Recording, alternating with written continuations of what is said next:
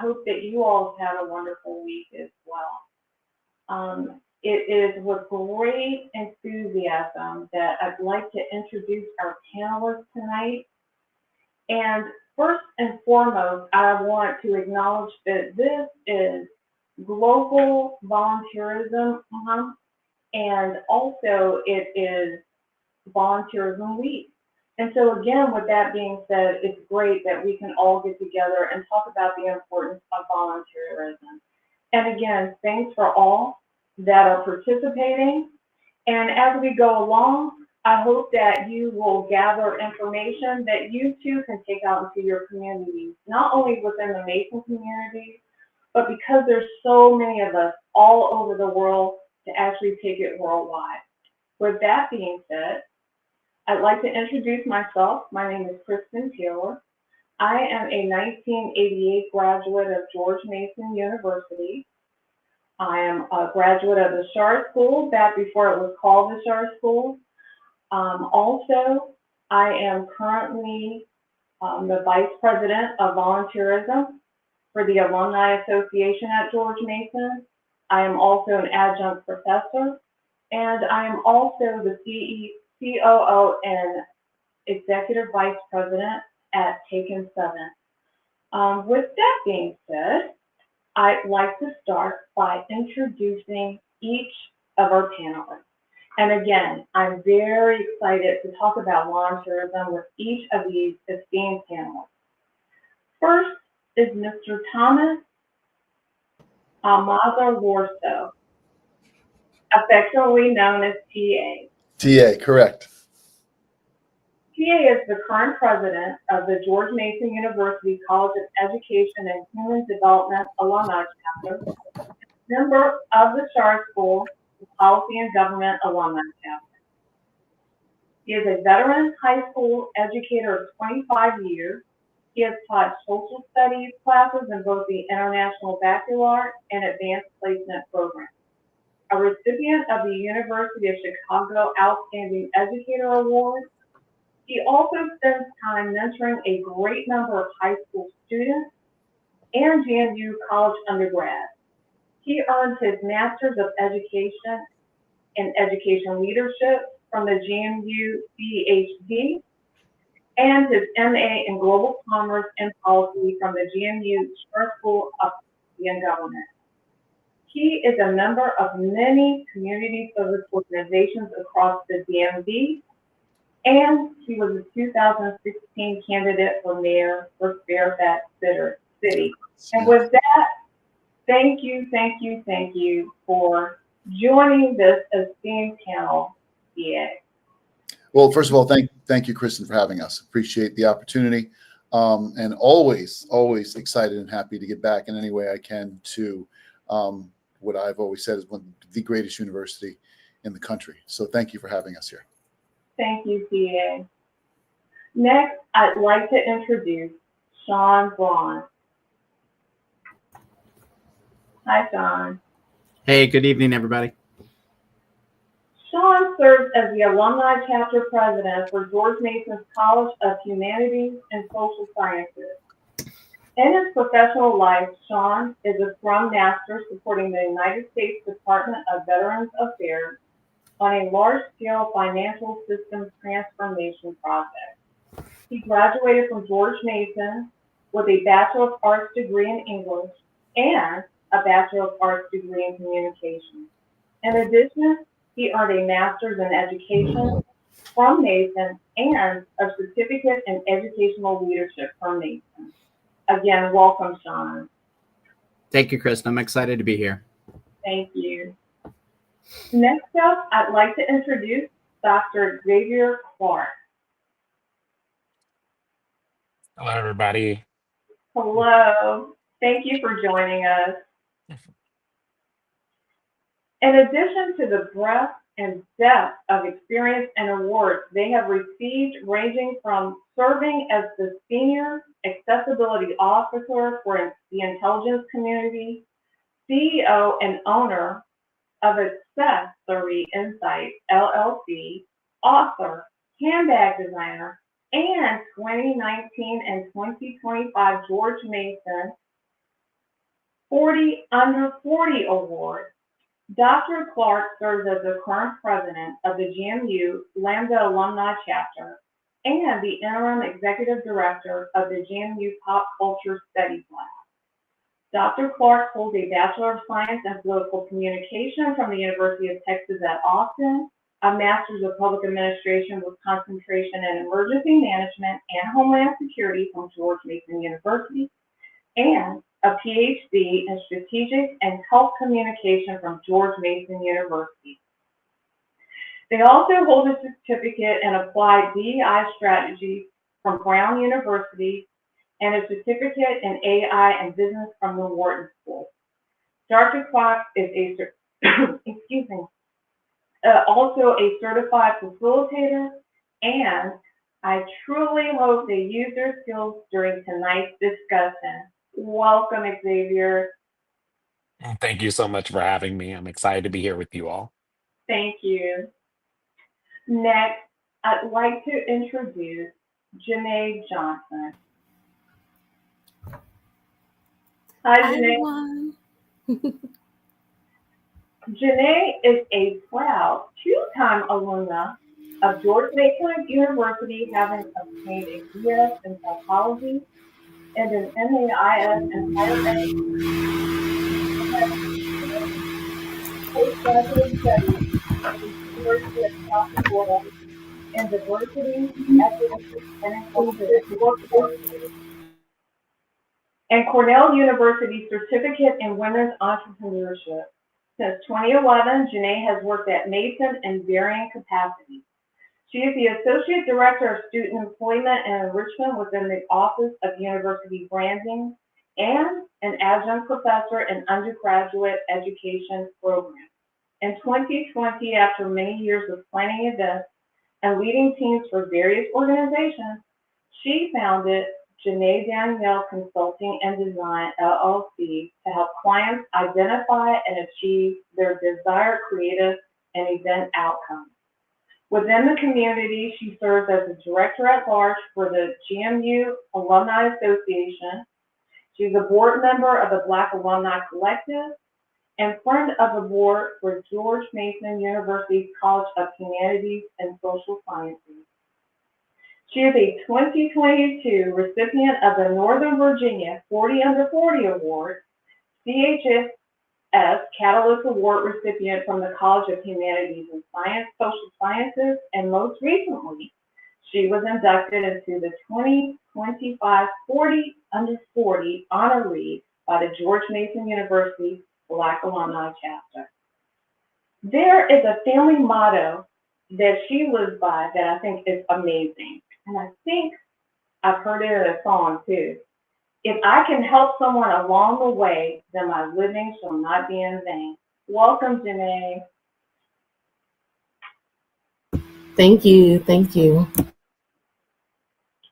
And last but absolutely positively not least is Dr. Michelle Ryan. Nice to see you. Thank you for the invitation. Thank you for participating, Michelle. Michelle is the current College of Science Alumni Chapter President. Dr. Ryan is an environmental program manager and national practice leader with Tetra Tech Incorporated, a global firm providing consulting and engineering services in water, environment, and sustainable infrastructure. Her background includes more than 25 years working with a variety of federal clients, including most recently the Environmental Protection Agency and other federal agencies focused on resource management. She has experience in information technology industry where she worked for several decades, leading teams engaged in large-scale business system modernization efforts for a variety of federal agencies. In her spare time, she kept her environmental roots active through her volunteer work in the Chesapeake Bay watershed and other volunteer organizations in the Mid-Atlantic region. She returned to graduate school as a mid-career pivot, first with a master's degree in natural resources from Virginia Tech, followed by a PhD in environmental science and policy from George Mason University, where she has taught both undergraduate and graduate students in environmental sciences. Dr. Ryan is serving her second term on the College of Science Alumni Board, her first as president. She is the co-founder of the Mason Science Mentorship Program, which aims to connect COS alumni with current COS students, College of Science, interested in career development and life skills mentorship opportunities. And with that, I'd like to welcome you, Michelle, as well as all of you. I am really, really excited to talk about volunteerism, which I think is always important, but especially important in the times that we're living in right now. And I'm very interested in learning about what brought you to this, as well as what keeps you grounded, what keeps you connected, what keeps you going. For those of you that are on with us, this will be conversational. Although we have questions, I would ask that each of you that are the panelists feel free to chime in because I want this to be more interactive, not just questions, but I want it to be interactive. And what I would like to start with is actually finding out from each one of you, what is it that, for example, if there is something that you are very, very passionate about, but you may have a hard time conveying that to people, what is the easiest way for you to convey that to people? For example, I am very passionate about students and just looking at them and seeing if they're okay. So my passion is in emotional empathy. So I want to get other people excited about that too, and not just rah, rah, rah, look at me. Is there something that drives you, that keeps you going, that one thing that keeps you going from a volunteerism perspective? And what is it?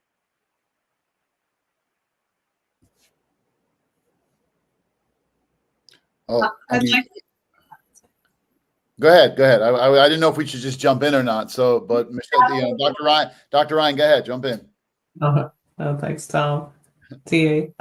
I will say that I love the opportunity in volunteerism to pass along a skill or a piece of knowledge. I've done a lot of environmental outreach with organizations who have visitors come and participate in nature walks or planting submerged aquatic vegetation or helping out on a shoreline cleanup. And what really keeps me going is being able to just show folks how to come in and be a part of a greater community.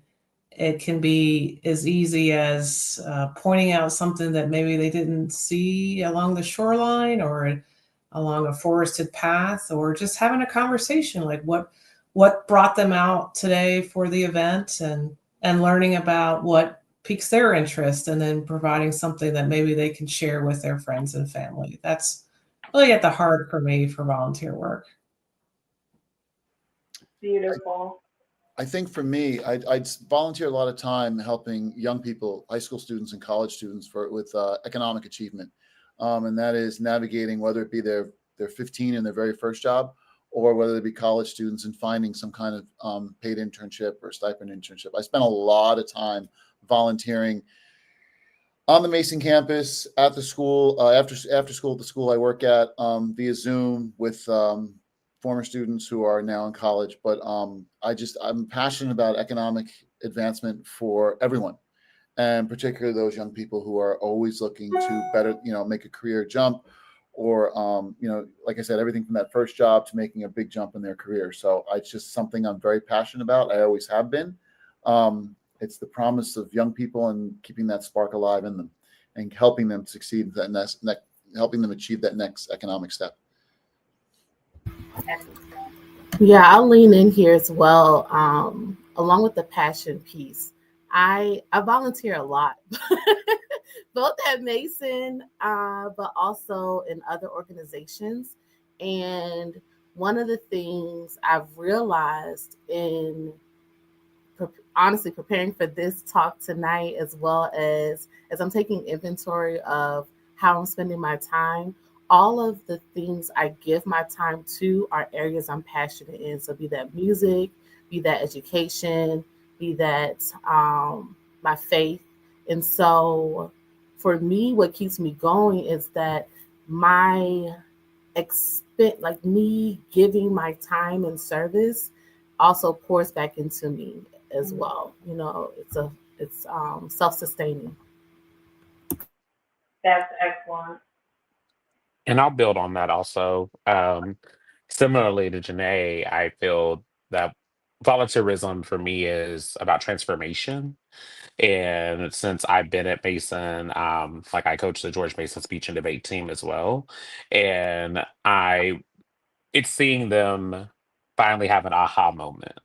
That person that didn't understand that their voice mattered or that the argumentation that they were bringing forward mattered. And when they finally have that little click, didn't mean they had to win a championship, didn't mean it had to be the best speech, but seeing them have a moment where they saw and spoke into themselves is what keeps me going, and remembering my why, to continue to go forward. Excellent. Janae, you said something that definitely rang true. I volunteer a lot as well. And I have definitely discovered in my life, I volunteer a lot when it comes to the world of education. I'm a former high school English teacher, spent 7 years of my life as an English teacher at Woodbridge High School from many, many years ago, back in the early part of this century. And I miss that. I miss being a teacher in the classroom. And I know TA definitely still experiences that. And there's a rush of being a teacher and connecting with students. So I know when my family started to grow and we started to have, children, one of the things I wanted to do is figure out how I could connect back to that educational world. So I thought volunteering, this is the perfect outlet for me. So I volunteered for advisory councils. Eventually that led to boundary committees and budget committees and all kinds of different activities that I could find in the school system where I thought, that I can make a difference and be a positive, have a positive impact. So, and that has continued when it came to the opportunity to volunteer here at George Mason. So I kind of want to keep that ball rolling where maybe I'm no longer, quote unquote, in the world of education for a profession, but I want to be connected to it as much as I can. So. Excellent. Excellent. Thank you all for that. And tying that all in, and before we get into the actual meat of the question, but something else that would be interesting is, for example, the chapters that you are associated with, what does volunteering look like in that chapter? And with that, I'll just go round robin, and so I'll start with you, TA.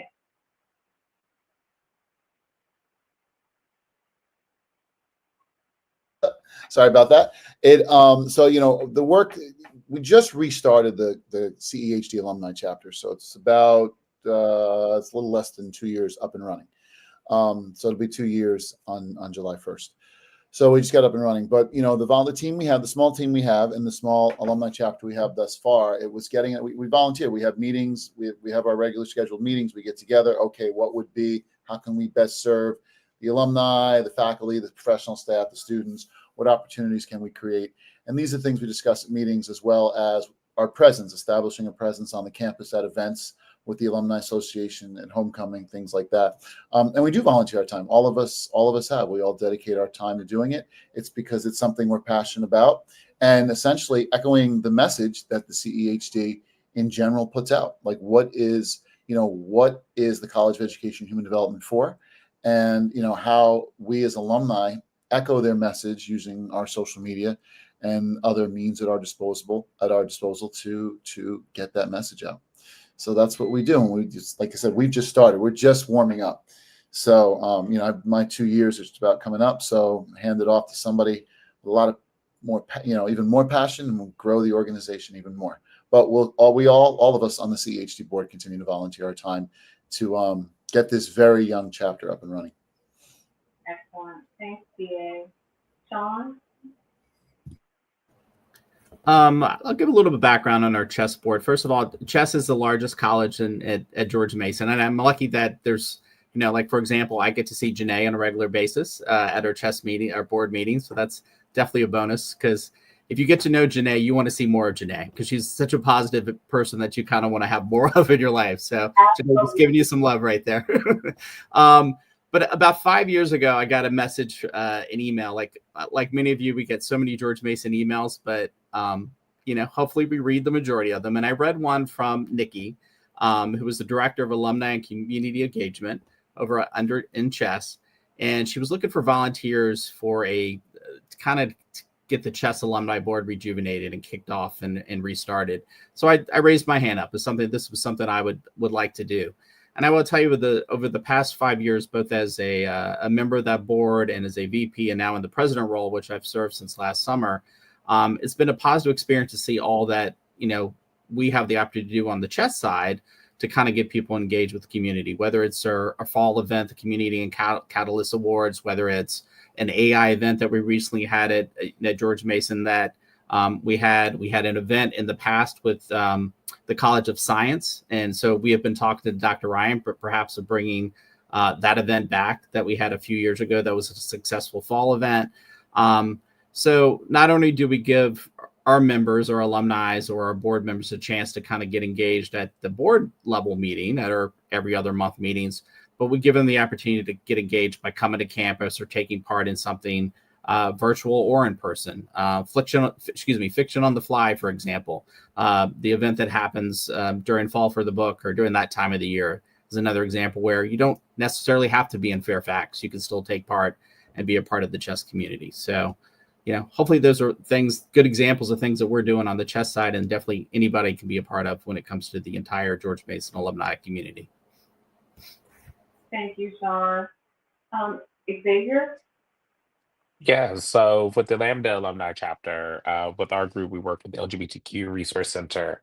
And a big part of what we do is to ensure that our students, first and foremost, feel supported, but then also see that they have lives when they grow up, and have opportunity once they leave George Mason. A lot of people forget George Mason is the second most diverse university in the United States. Um, and however, that creates an ecosystem, a lot of times in an echo chamber for students not to realize what the real world is like. And so our chapter really works to ensure that we can bring alumni together and make sure they still are supported once they leave Mason, but also to help the current students at Mason. That's been a very big goal of ours this year, is to ensure that what we do doesn't just impact the alumni, but also it's creating that pipeline for student to alumni to have a fruitful relationship, if that's from internships to awards to paying for something they might not have the funds for at the moment, to make sure that they have the support that they need. That's an excellent segue into, there's an actual question that has come up from the audience, and it's related to volunteer mentors.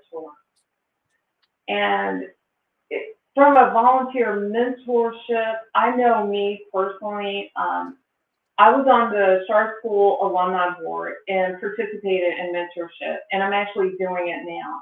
And so from your perspective, Dr. Clark, what would you say regarding mentorship? Yeah, so I would say mentorship is vital in a lot of ways. And sponsorship. I think both of them go hand in hand. On the mentorship front, I would say Josh Kitchen is one of mine, to ensure and helping me when we are a smaller group. We don't have that many people. One, people self-identifying and or not. So we are sometimes very small. But with that mentorship has been so helpful to understanding navigating the university from a different perspective. Because unlike a lot of the other groups, we are not a college-based alumni chapter.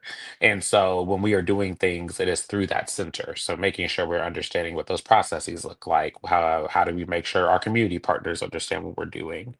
But then on the second hand, with the sponsorship part, it's also finding ways to make that those students know that there are people that are looking out for them. So if we have job opportunities for them, how do you pay that forward so that when they're leaving campus, they're already equipped with the things that they need? Absolutely, absolutely. Thank you so much. Janae? So I'm a little different. And with this panel, primarily because in my current role, I'm a director at large for the larger George Mason University Alumni Association. So I have the benefit of, I always say it's like playing both sides, because we are, as directors at large, we serve on a lot of committees to get the work done. Just most recently, I was on the scholarship committee, and we had the privilege of privilege and labor of deciding who amongst all of our wonderful applicants we were able to award scholarships to that come from the Alumni Association in its respective chapters. I've also served on a couple other committees, primarily around awarding scholarships or various awards. And then also I continually serve on our sponsorships and partnerships committee. And so we look at who can we and how do we best partner with entities, be that government or not government, but in the private and public sectors, I'll put it that way. And in another life, I'm a past president of the Black Alumni Chapter, so very similar to Dr. Clark on this call.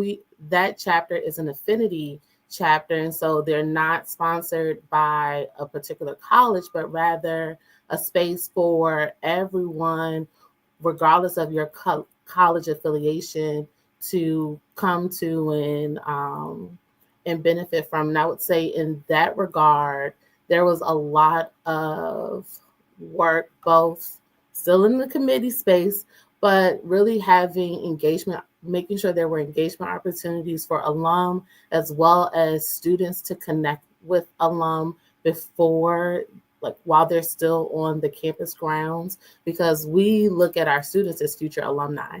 You know, we're proclaiming that, and in doing so, that means we have to be intentional with how we connect with them and making sure that they continuously feel supported and seen, so that it's not you get to graduation day and, oh, you're an alum, come join these people that you've never met before. We want you to have some familiarity as you're traversing your time here at Mason, but also preparing for the inevitable future of alumnihood. Agreed. And I know with students, even in the role that I have within the classroom, I try to, plant little seeds in there so that they have some joy about Mason. I had one student last week tell me, you know what? I'm so glad that I had you as a professor, because you kind of turned around my idea about Mason. I don't know what he meant by that, but I'm glad it was a good thing. I hope it was a good thing. He said it the way he said it was a good thing.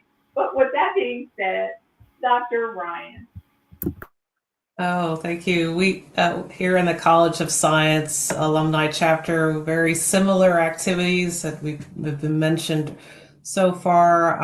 I will say in the area of interest in our alumni community is really centered on what George Mason University is doing in the sciences, particularly research. GMU is ranked, it has that high R1 research institution.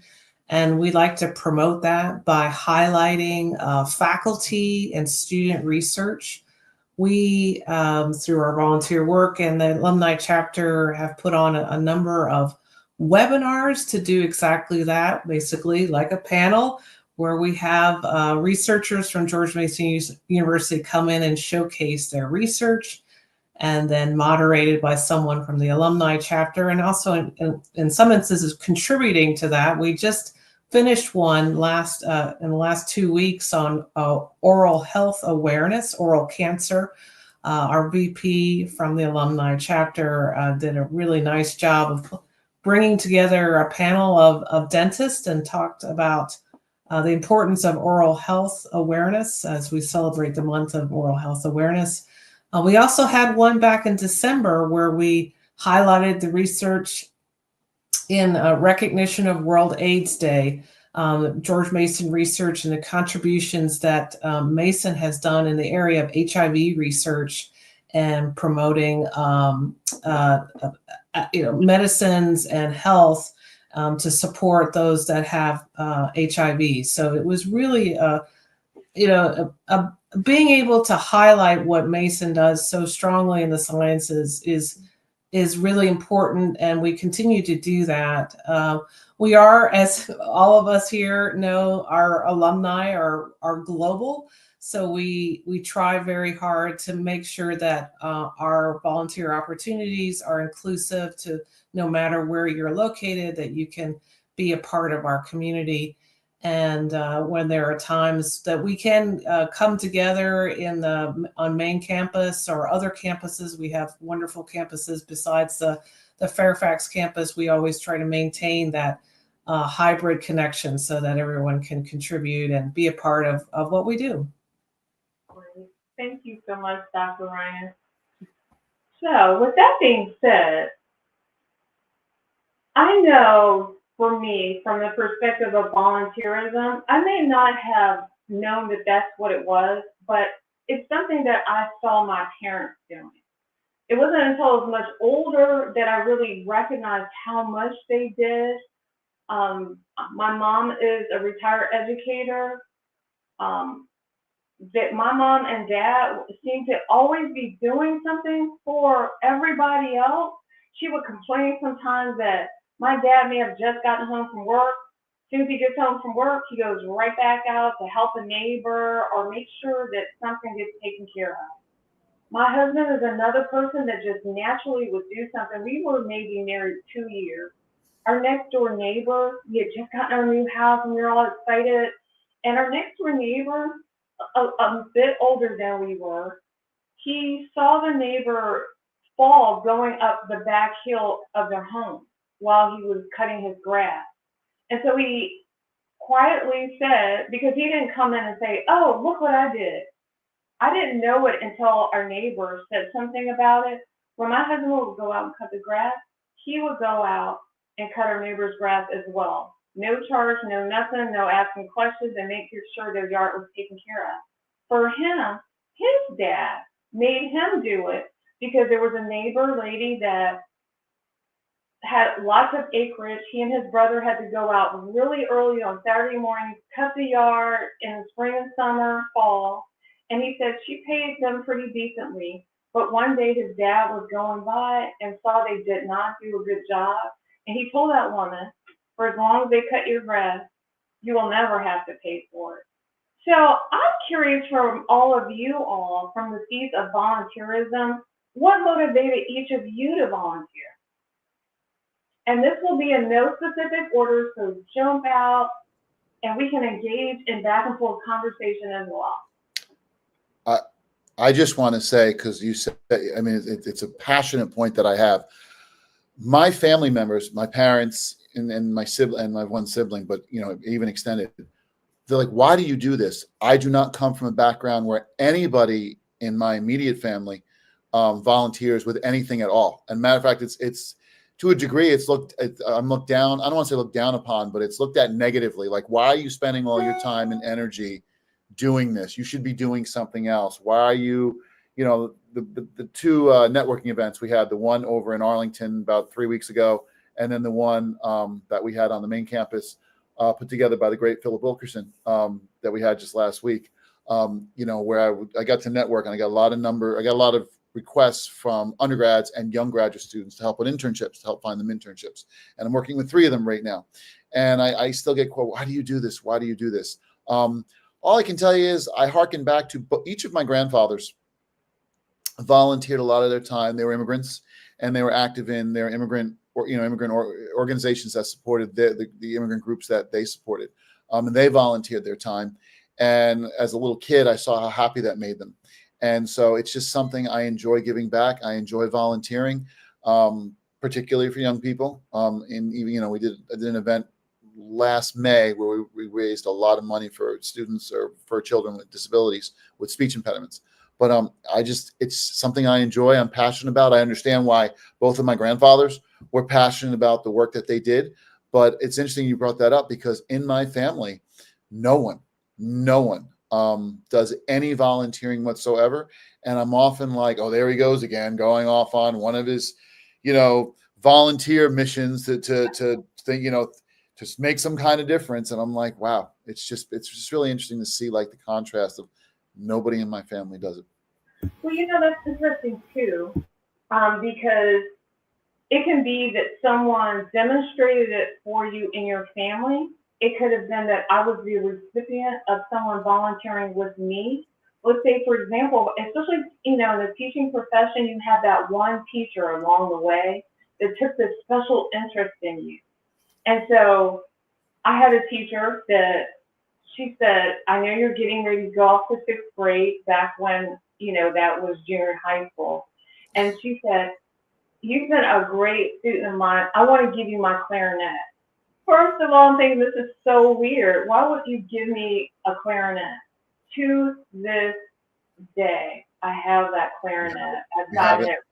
And so, but the power of giving to someone else, the power of mentorship to someone else, sometimes you may not see a pattern for you, but I tell you, TA, even in your family, even if people are going, why would you do something that doesn't give you money? That's exactly what it is. Because a lot of people are like, if this doesn't generate money, or if I'm not doing this, of course you're going to meet people and there's going to be connections. But the connections don't have to always be because how am I going to make money out of it? Right. And they pointed it out, you get so much more than what you're giving. My mom, and I've said this in other events as well, that I was complaining about something, she let me get it all out. Then she said, you know what, in the midst of all you're going through, you need to pour some oil on someone else's head. From a biblical reference, I knew exactly what that meant.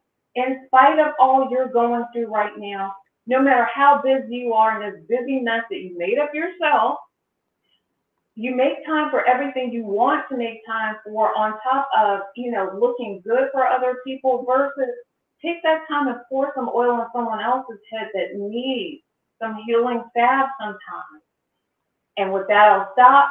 Whoever else wants to jump in on what motivated you to volunteer, please do. Because I'll just keep talking. I want to hop in here because I'm a little polar to TA in that way.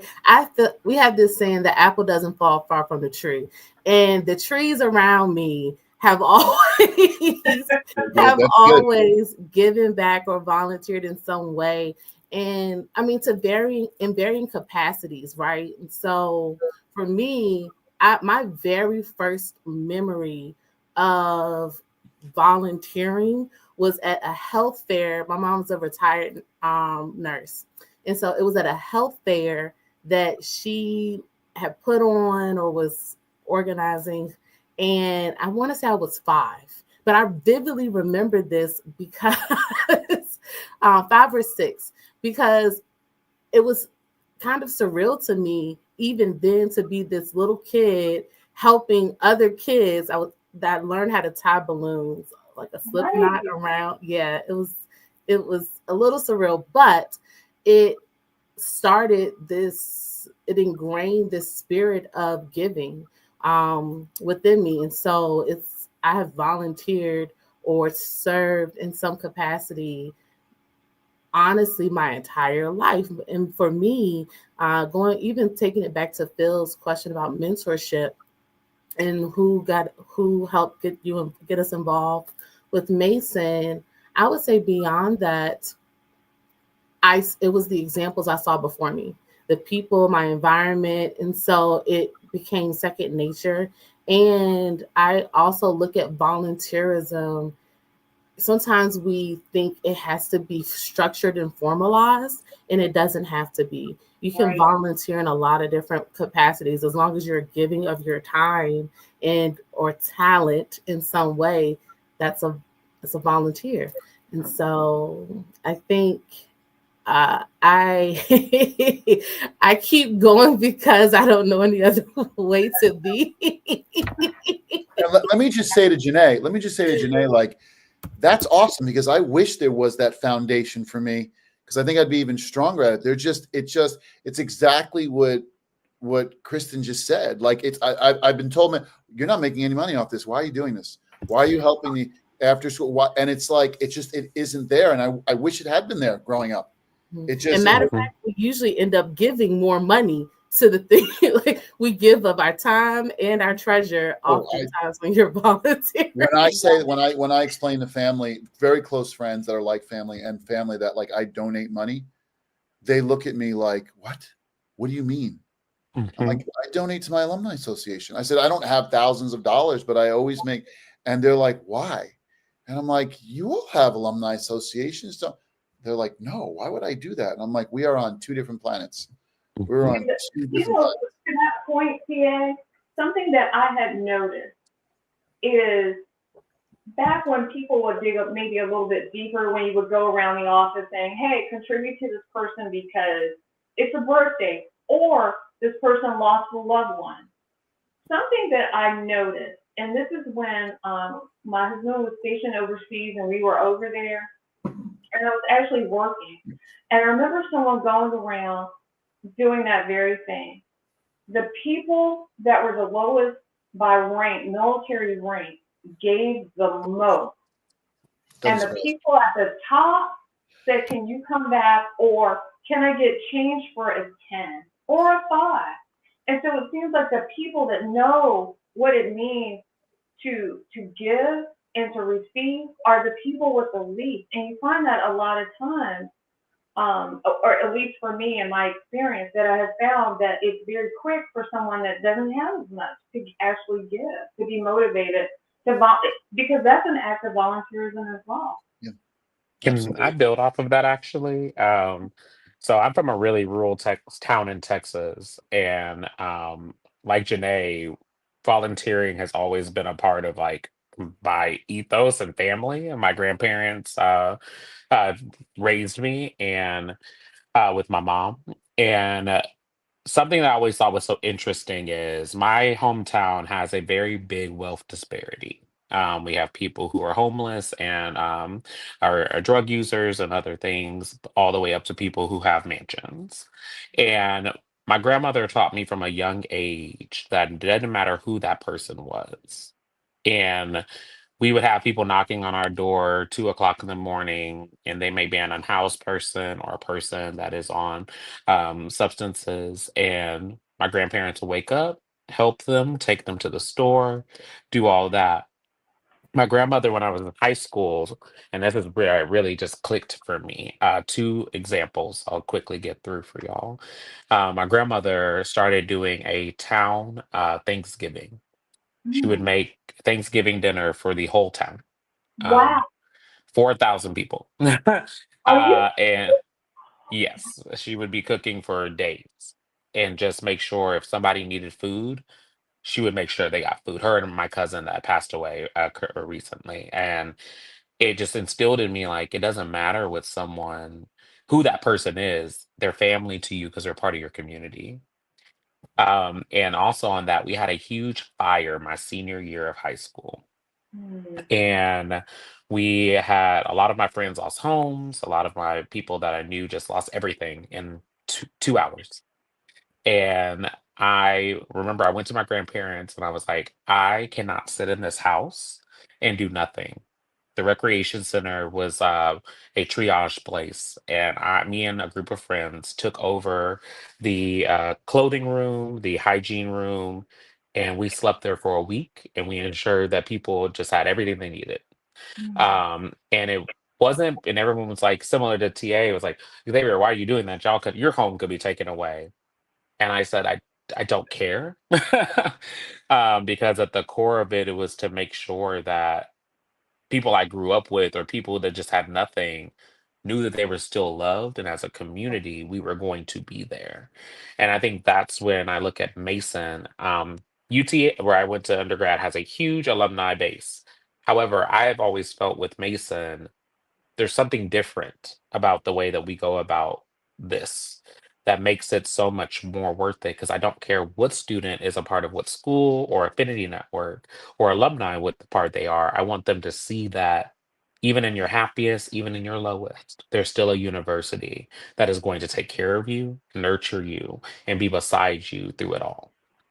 Excellent. And you know, that stands behind the altogether different that we stand behind, that we're altogether different, but the ability to see the humanity in each person. It's something that I've encouraged students, current students now, but to actually look someone in the eye, to actually acknowledge their presence. Whether you say hello or not, acknowledge their presence, the whole humanity. And the more you practice it, the more you do it in our classroom and go out, it can take off. And that's what we need, more of that. You know, I see that also in the spirit of volunteerism, that to connect with other people, because we can be so disconnected and so, you know, my head's down, I'm so busy, I've got to get here and there, and, you know, I've got to make more money, I've got to be at the top of everything, versus stopping just to show humanity. And it's not just humanity within our own household, but to the community at large. And I'm sorry for jumping in there, but again, what motivated you to volunteer? We're missing a couple. I will just echo Kristen and Xavier remarks. I will say that George Mason is incredibly inclusive and open and welcoming for folks like us who have returned as alumni to give back in the things that we do. And I think that is a very strong hallmark of George Mason and its community. I felt that very much when I was a student. It opened a lot of doors for me, and I feel an incredible amount of commitment to give back. And that's about part of my motivation for doing the things that I do with the College of Science and also GMU I will say that my volunteer kind of prompting when I was younger, when I was probably 9 or 10, was really kind of out of boredom. Wow. My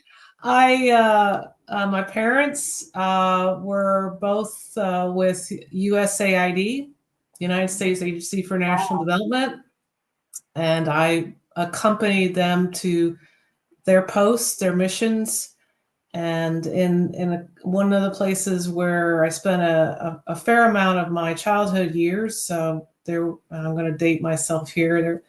There was no television.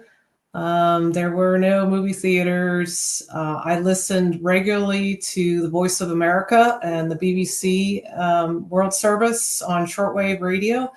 So the international community that I was a part of was fairly close-knit, and there was a volunteer organization that supported that group from your first day welcome to your, congratulations, you're moving on to your next overseas assignment somewhere. And they had this wonderful community center that was focused on a lending library.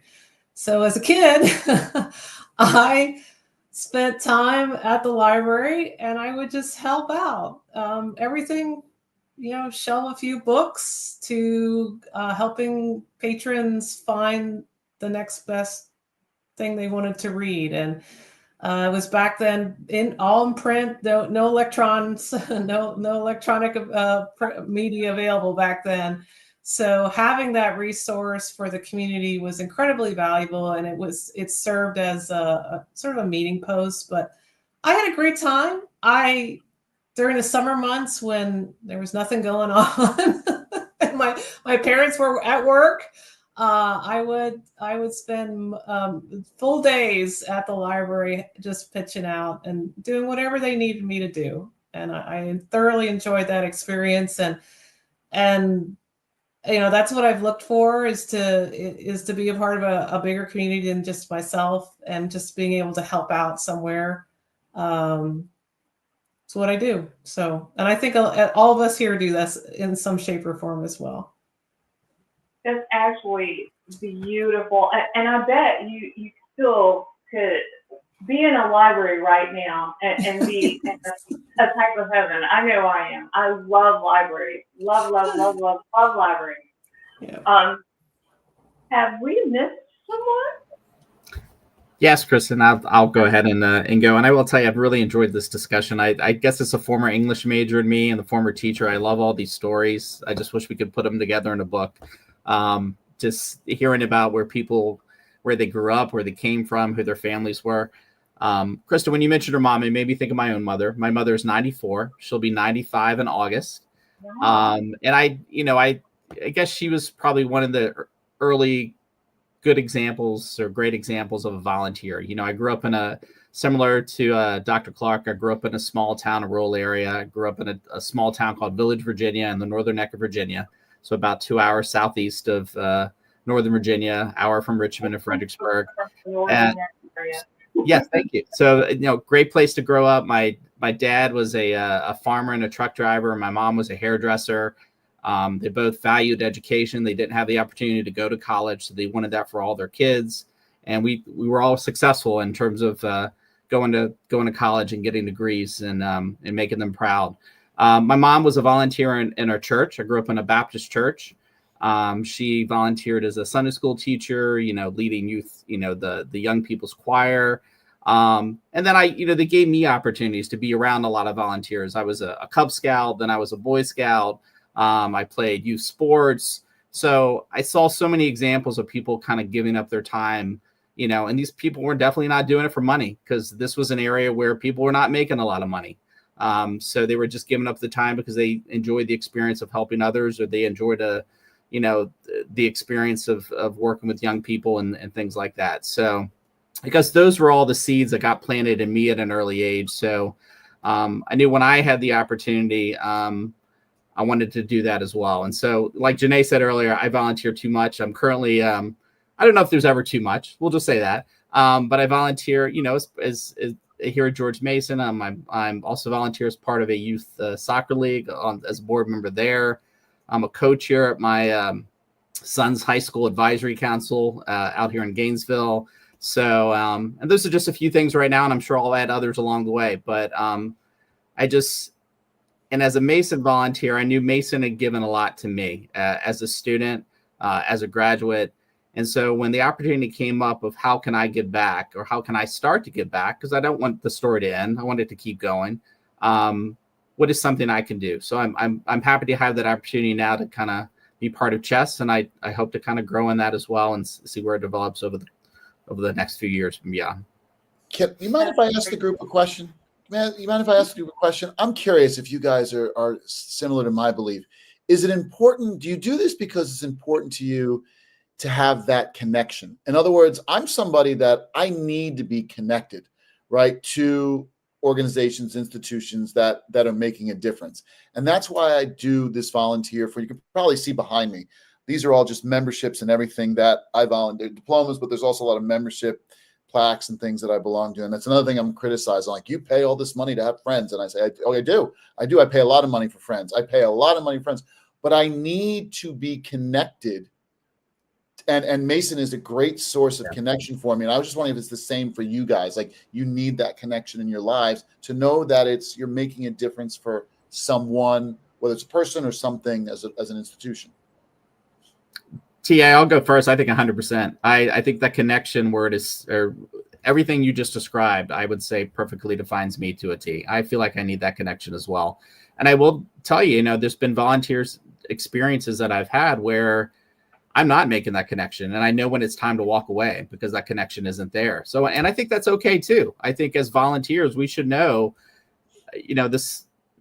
I thought this may have been a good fit, but it doesn't seem to be working out. So it's okay to kind of move on to something else or take a little break. So I agree with you 100%.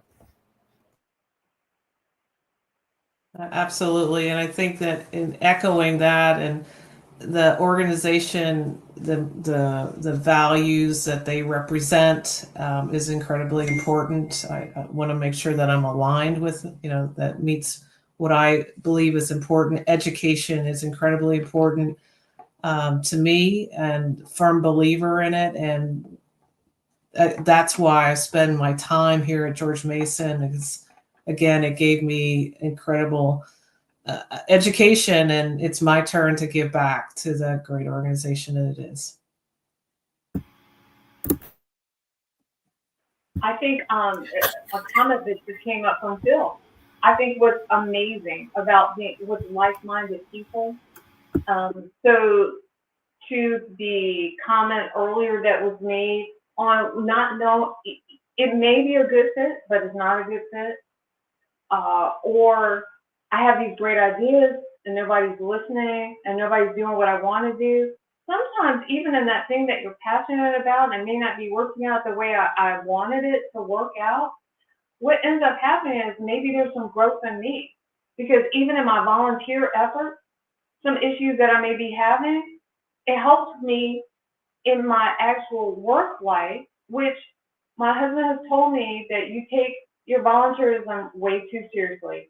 You're not getting paid for it. I'm like, I know that. That's why I'm doing it, because I'm passionate about it and I want it to work a certain way. So I can get into this craziness and I have to be very careful because I take the crazy from here to I can take it to my business, to back and forth, back and forth. And so even in the volunteerism, just making sure that it gives me a lot of hope just for the world at large, because with that like-minded spirit, it's like I'm finding my tribe. And so I can go so far away, but I got to come back to my tribe, and this is my tribe.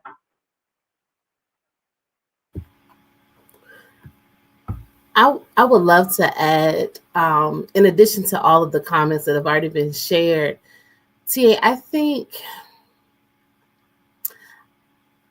think there's so much power in multiple perspectives and stories.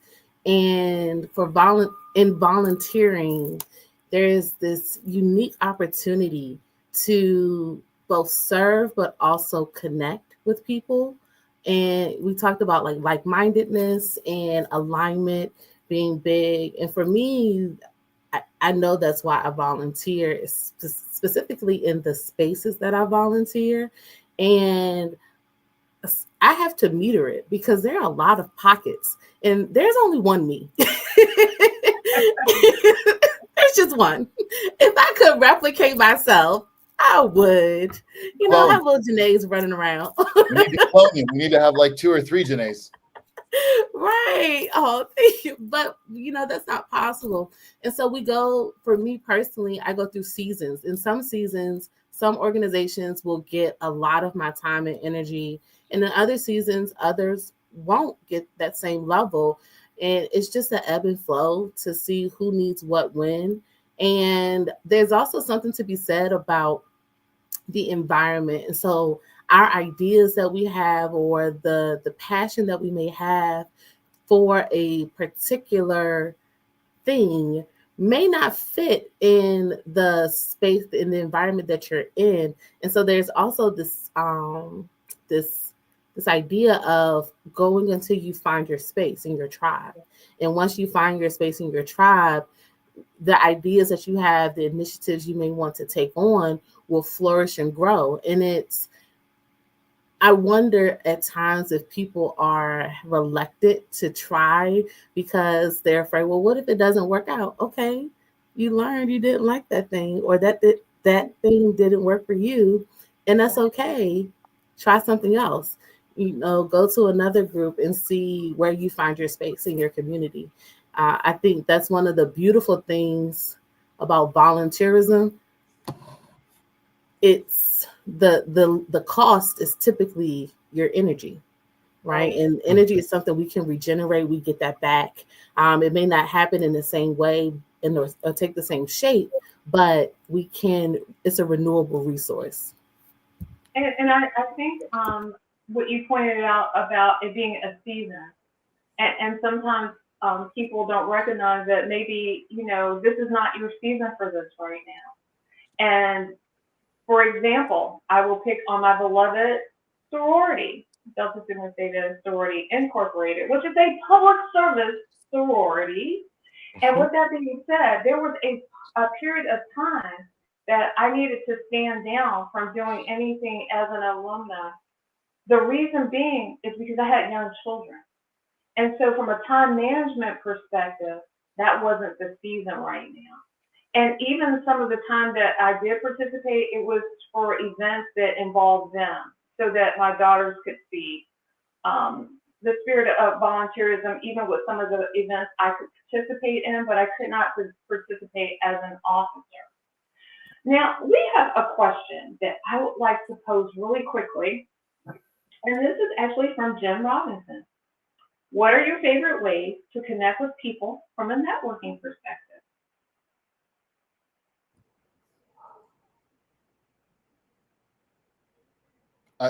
I'm curious, like when you say, okay, so when we say like what are your favorite ways to connect with people from a networking perspective, are we talking about like networking with people at an event to help them advance their career, or are we talking about like networking to come together on a project, or is it just all of the above?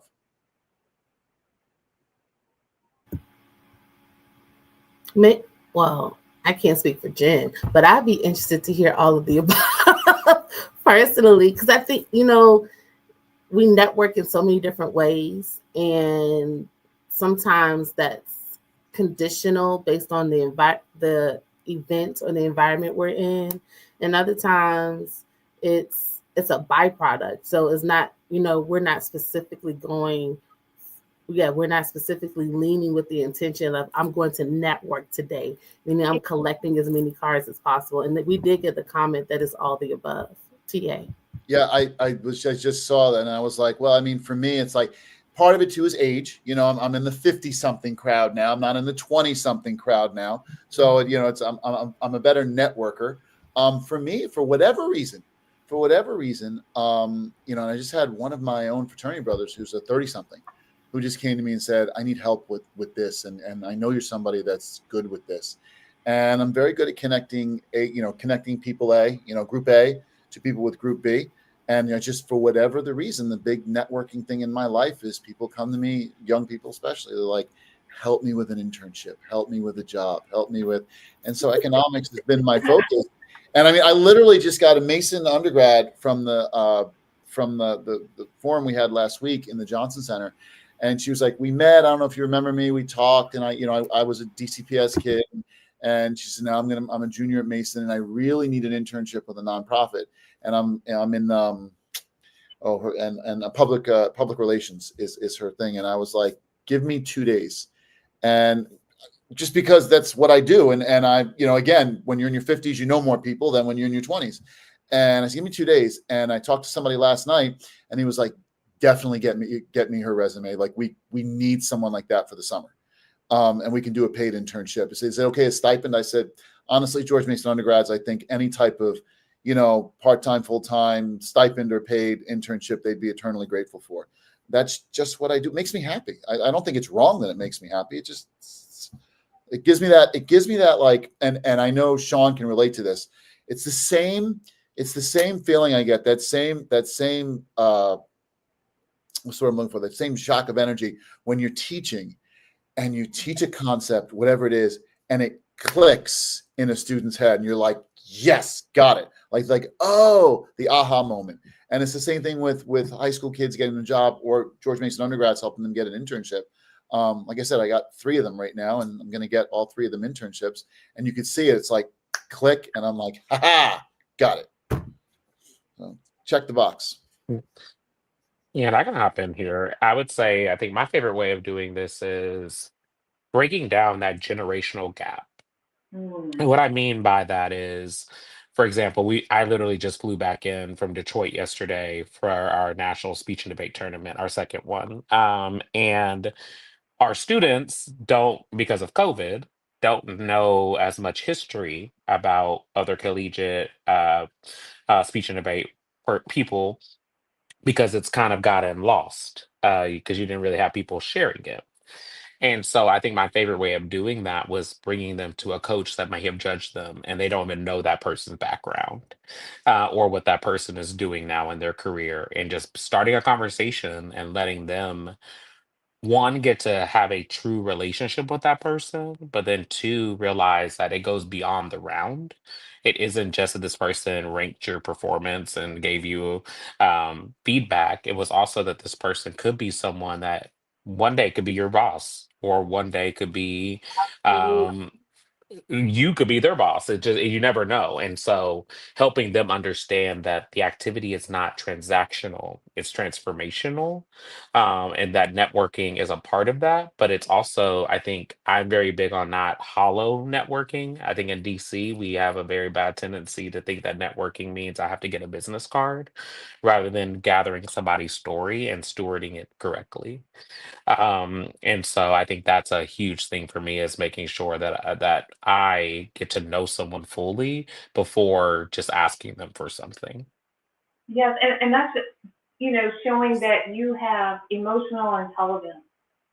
And these are some of the soft skills that, even for people that have a hard time with connection, it's a great way to even hone your skills on connection as you get more with your tribe, get more with people that you connect with and you're passionate about. You can hone that skill in.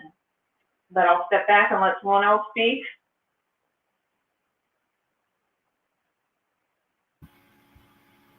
I'll expand a little bit, similar to Dr. Clark.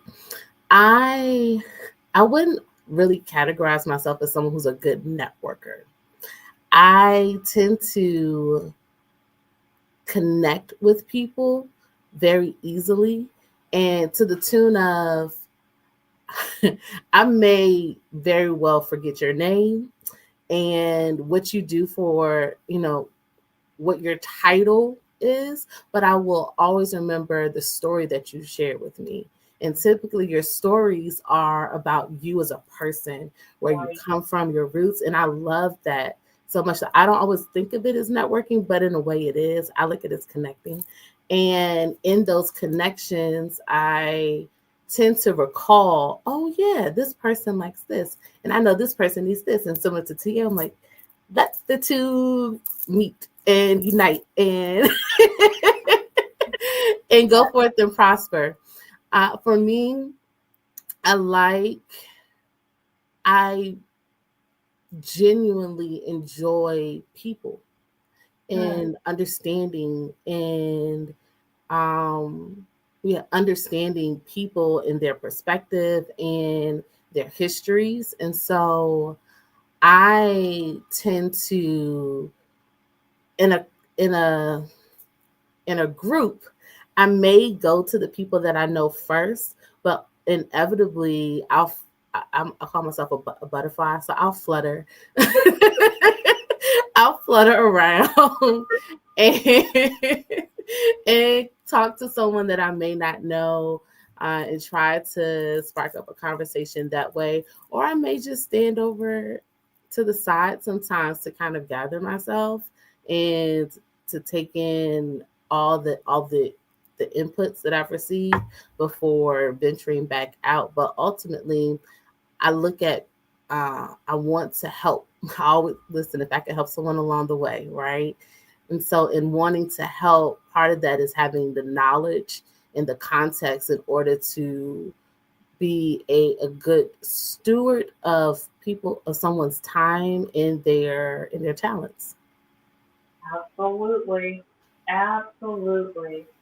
And hopefully, Jen, we've covered it relatively well. Something that and we've kind of talked around, we've covered several of the questions that in a conversational way that we wanted to cover. But something that I'm curious as to how you all deal with it. If there is a member of your organization, the community that you're serving, what have you, that is unhappy with the service that you are volunteering to provide, how do you deal with it? Yeah, so I will Go ahead, say, Dr. give them a chance to voice their opinion. I want to know what it is and what is, maybe the root of it, and try to find some common ground. to have a positive outcome. I did a lot of volunteer work with another organization that was very public focused. We were focused on providing outreach to the general public in a facility, and we were, we were all trained to, as volunteers, to, what do you do in those instances where the public might disagree or might get argumentative, and is be very respectful of that individual or the individuals, and to allow them some space and to give their opinion. And so I firmly believe that. And there may be a perspective there that we didn't consider, and we should, and because we are trying to be as inclusive as possible in our alumni association activities. We have a lot of alumni. We'd love to hear from them too. So I'll end with that. Make it an open space for those so they can raise their voices and be heard. Excellent. Thank you, Dr. Ryan. Now, TA, I saw you and your response. So I'm curious. What saith you, sir? It's a harder one for me. Like, Dr. Ryan is a very compassionate person. If I'm volunteering my time and you're shooting me down, I think it was Janae that said, like, it's not, or who said it was not my season. I will. Yeah, it was Janae. Were you the one that says it's not my season? I mean, if I'm volunteering my time, it's funny. It's one of those weird things right now. As you can tell by my last name, I am an Italian American. I am a member of the National Italian American Foundation. I'm a member of the Commission for Social Justice that operates out of the Order of Sons and Daughters of Italy in America. And I do volunteer my time for my community. And I've gotten some rejection lately. And I'm sitting there and I'm like, guys, you don't even have a lot of volunteers. And you're fighting with me on this. Like, we're all working towards the same goal. And so it's like, I will try my best. But, the definition of insanity is doing the same thing over and over, expecting a different result. And I will, I've noticed this as I've gotten older, when that begins to happen, I'm like, you know what? Let me step back, because I'm not going to try and force change on a system that isn't going to change. Right. And so I'm like, I'll give it 110%. I'll give it a shot, but it may not be my season. And I will just remove myself from the situation, as I have recently with what's going on within my own community and what's going on with the Commission for Social Justice and how, which is part of the Order of Sons and Daughters of Italy in America. And I'm just like, you know what? And I'm going to Janae, I'm going to steal that phrase from you. So I'm going to be like, it's not my season. This is just not my season. We'll try the fall season, and I think that's okay. I think it's okay to recognize when it's just not. I don't think it makes you wrong or a bad person. It's like, hey, you know what? This isn't my season. We'll try something different in the fall or the spring or the summer or the winter. But, like right now, and I'm just like, so my situations where Dr. Ryan's a lot more compassionate. I'm just like, you know what? This is let me extricate myself from this. Thank you, TA. But you also reminded me that we are here, we're leaders in our respective organizations that are part of the George Mason University community. And I will say that, if there are members amongst us in our chapters who maybe it isn't their season, is to give them a gracious exit, that no fault, no harm. There are things in their lives that are top of mind for them, and we celebrate their contributions and hope that they can re-engage at a later point in time when it is right, when it is their season. Absolutely. Yeah, it's actually funny you bring that up, because that's actually my research area as a scholar, is about either transforming a situation or reproducing the structure. It's called structuration theory. It's complicated, and we don't have to go into that right now. However, I I think for me, I've come to a place as I've entered my 30s now where it's not for me to pull back, nor for me to get upset, but allow them in. to participate in the ways that they need to. I think sometimes when people are bringing up the concern, that is also a cry for them wanting to say, I have a perspective of how this could be done a different way. And because we are the leaders, often naturally we're like, oh, I'm the president, I need to do it this way. However, I think there's a level to that too, where that person's saying, hey, here's an idea we haven't explored. How can I be involved to do that? They're not going to say that 100% of the time because it is a commitment to join. But I think it's an opportunity to say, hey, I see that you brought this concern up 2 or 3 times. I want to find a way for you to help with that. Would you mind maybe a subcommittee or creating a action group for this group right now that will handle that area so that it can be improved and so that that triages the issue while also not making so it doesn't fester. I think a lot of times issues kill us from the inside out because sepsis sets in instead of us having a difficult, hard conversation that everyone might not always feel comfortable with on the onslaught. But at the end of the day, because we let it breathe, it becomes healthier and actually can heal. It might have a little bit of a scar, but scar is meant that that area healed itself. Oh my gosh, that is so incredible. You know, even as you were talking, I'm going, oh my gosh, you know, this is something that, you know, I hope you give a talk, let's say to our whole chapter about this, the alumni chapter. I think this would be excellent, you know, on a broader perspective, just to talk about perspectives and how to triage different things and how it's not your season. I think all of that would be absolutely amazing. With that, and in the interest of everyone's time, as we are starting to come to a close, I would like to thank each and every one of you. I honestly would love to just keep talking about this because I have more questions, more things that would be great to talk about. And you know, pieces of this, I seriously would like to pitch to see if this was something that, you know, as a larger alumni association, for example, that we could talk about, because some of the things that we're talking about, because the Alumni Association is a volunteer organization, there may be these things that others are going through, but kind of fighting through it silently, or things they want to cheer about. So it would be great, and so maybe, just maybe, I may be, you know, tapping on the door for you all to let's take this on the road. So again, thank you so much.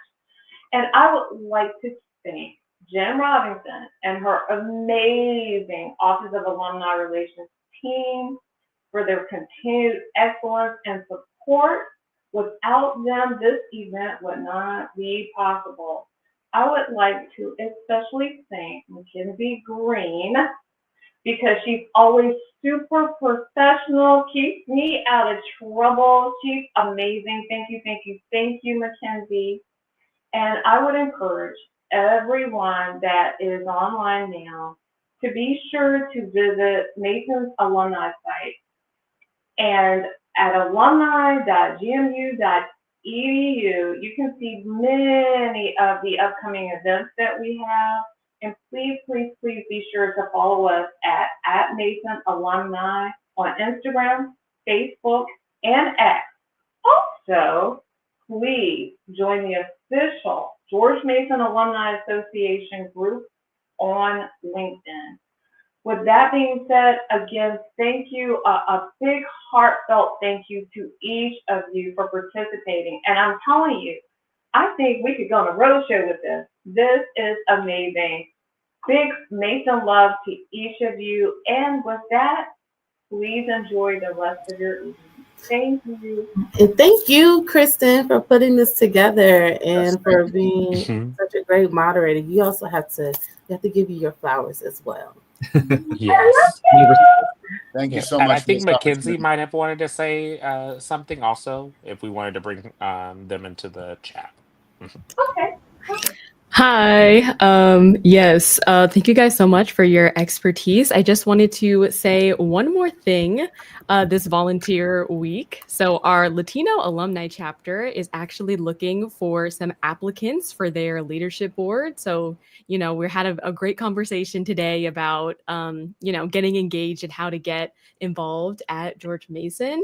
So, if you or you know somebody who might be interested, go ahead and visit our website. You can find out more information about the Latino alumni chapter specifically, but also our other alumni chapters as well. So yes, just wanted to thank you guys again and make sure I mentioned that. Thank you, Mackenzie. And with that, I bid you all adieu. Thank you. Thank you all. Have a great night, everybody. Janae, see you soon. Thank you, everybody. Everybody. Mason. See you soon. Good. Bye.